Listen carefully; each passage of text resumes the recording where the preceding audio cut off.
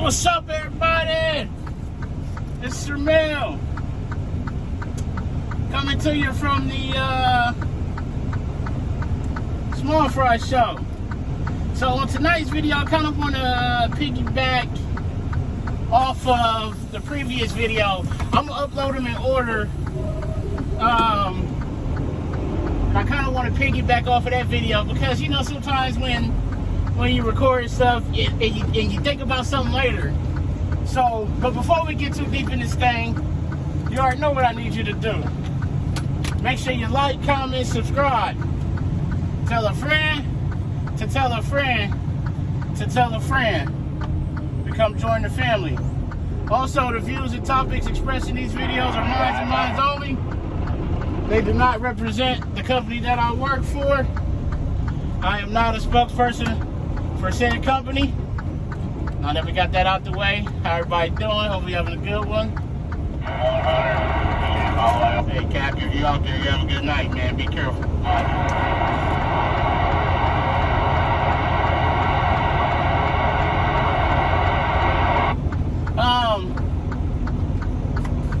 So yeah, I want to piggyback off of that to start this video. And then I want to just go into some other, just general stuff. Something else I thought about when I was talking about the, you know, the current state of the trucking industry, things that I see that are wrong.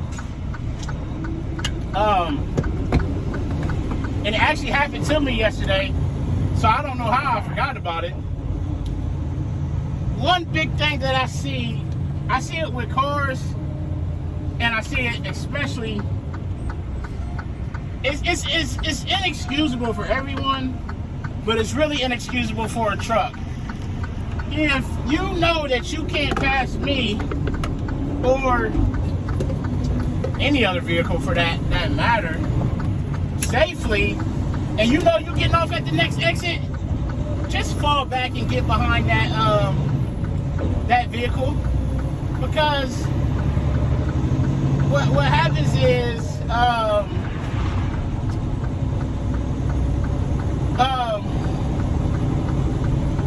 I had a truck pass me. He got in front of me to get off at the next exit, and we were right there on top of the exit. So it's not like he had room, and more times than not, when you go get off at the exit, what you going to do? You're going to slow down. So that's what happened. He got in front of me and slowed down. I ended up getting out passing him before he ever even got off. Then he got off at the exit. Just get behind that vehicle. Why is everybody in such a rush and impatient to where that's what they have to do? Me, it was a time where I had enough speed to get around the vehicle, but I said, you know what? By the time I get around him, I'm not going to be able to get out in front of him enough to give him enough safe space for me to get over. Then I'm going to have to slow down to get off. I fell back, and I just got behind him, and then I got off. Like, I don't understand why everybody is in such a rush. Another thing, the bright lights. I talked about it with the off-road bars, but just riding with your bright lights in general. And I know the LED lights, they're not angled correctly sometimes, and they're just bright in general. I get that. But there's people who are legitimately riding with their bright lights on. Riding with no trailer lights. I mean, it's dangerous out here. Once you be out here enough, you'll see what I mean.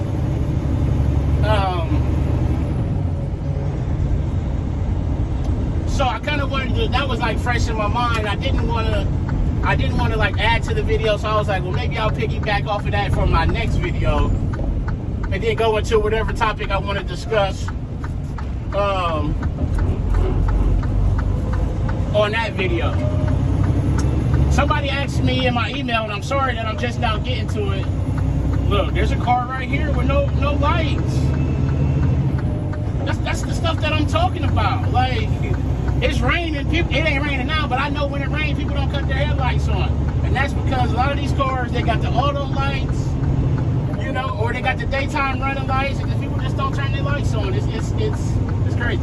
But somebody sent me an email asking me that, you know, the difference between a single axle and a tandem axle tractor. Like what did I notice handling and just driving, maneuvering So I want to talk about that.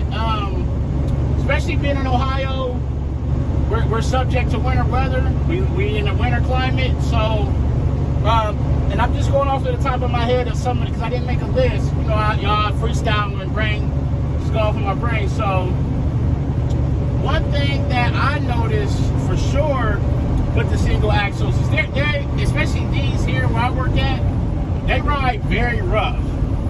I mean, you got one axle on the ground back there compared to two.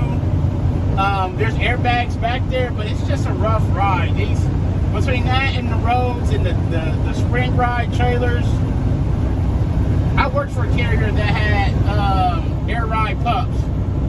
I had a tandem Super Volvo, and so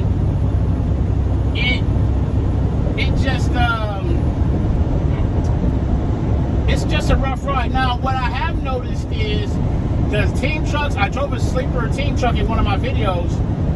Those seem to not ride as rough. I don't know if it's the longer frame, it's the sleeper truck. Those seem to ride a lot better than the day cabs. But even then, it's still a rough ride. You're basically sitting on that axle in these day cabs because these trucks are made to haul weight. They're you know, and to haul the weight for the pumps and fuel mileage. That's what these trucks are set up for. These are 400 horsepower Cummins in these Freightliners. They ain't made for power. This ain't no big powerhouse. So the ride is rough. You're going to be the traction. You're going to have to really watch it with these single axle tractors. They get squirrely in a heartbeat. You ain't got that extra axle on the ground for traction and just to hold you. And so with a tandem, you can lock your axle in, and most OTR road tractors, they have the interlock, not the full lockers. So you'll have, let's say the front axle on your drives, front right axle will have power, and then when you lock it, the back left will have power. Whereas if you have full lockers, everything will have power. You don't have that. Now, I did notice in the team truck there was a switch to lock your axle in. So maybe on those they do. On these day cabs, we don't have that. And that was one thing that I was kind of worried about with the automatic trucks they were getting, because if you get down in a rut with these manuals, you can rock yourself out of that rut. You know, drive, reverse. Eventually, you'll get yourself out of that rut. With those automatics, you can't, because when you drive, when you hit it, put it in drive and it spins, you can't rock it back into reverse like that with the momentum. You're going to have to come to a stop and then get it, and you need that momentum to rock yourself back and forth to get you out of that rut if you're stuck in the snow. And that's part of having that single axle that I noticed that is a problem. I haven't ran into that issue. I haven't had a lot of automatics. I had my last run had an automatic, but I never got into a situation where I got stuck in a rut. I dealt with the snow, but I've been doing this for March will be 18 years, so I got experience. I know what to look for and whatnot. So traction, how rough the ride is, weight. On these single axles, you only can have 20,000 pounds. On a tandem, you can have 34,000. That's another thing you're gonna have to watch for. Your weights. You can't just haul the weight like that.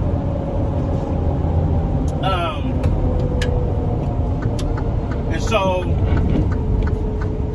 this is a really sharp curve right here. They have trucks that turn over in this curve. Pubs, regular semis, because it's a sharp curve. And if you don't slow down, once you get in it, if you see, you're basically making a turn. You in it. Speed limit says 20. I slowed down I was 15 right there. Weight. Yeah, like I said, weight. So you're not going to be able to haul the same as a tandem tractor because you can only hold 20,000 pounds.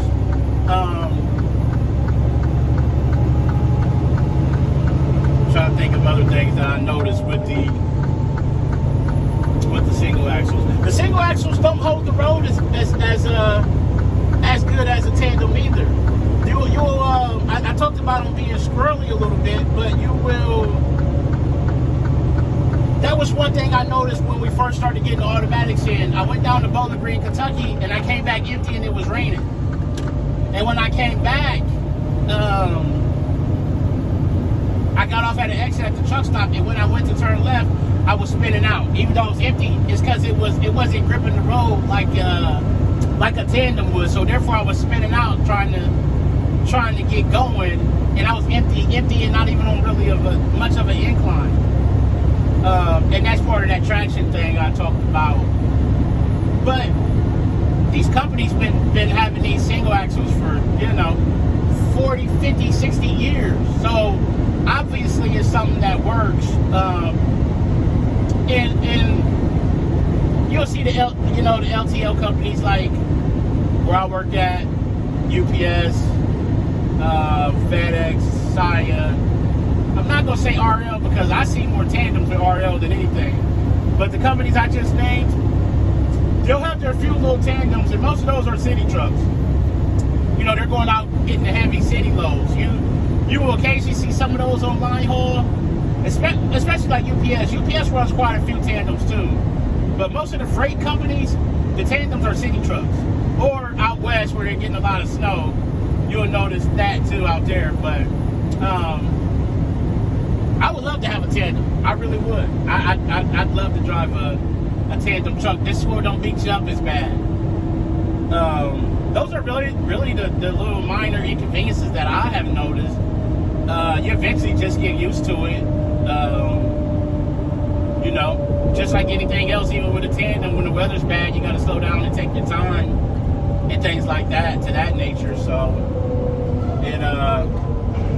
it is what it is, So if I think of anything else, I'll drop another video, but we're gonna bring this to a close, and I'm gonna get on down the road. So as always, make sure you arrive till you pick up in your delivery on time and safely. Call your loved ones, tell them you love them. Love on somebody today. And most importantly, be the reason that somebody smiles today. The world needs it now more than ever. And before I go, on a side note, I got so every year YouTube sends you like a summary of your year. I did not realize I only uploaded 6 videos last year. We're going to do better than that this year, I promise. I promise we're going to do better than that going into 2025. We're going to get more than 6 videos out there.